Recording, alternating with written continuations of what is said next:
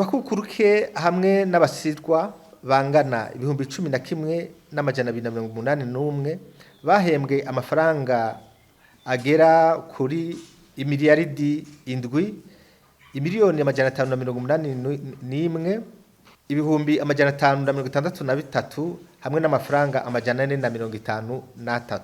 Abakozi ba leta bakiri ku mirimo bagize amasanganya y'akazi canke banduye indwara z'akazi baronkeje umukando ungana n'amafaranga imiliyoni 328 ibihumbi 998 hamwe n'amafaranga 691. Mu ntumbero yo gutosora urutonde rw'abakukuruke n'abasirwa, ikigo NPR cyaratunganije rusansuma yabo kugira ngo gikorere ku biharuro bitarimwe amakemwa. Ibisata bijeje ico gikorwa bimaze kwegeranya ibitigiri bingana n'abantu 10,930 bisansumishije mu gihe hari hitezwe abantu 11,281.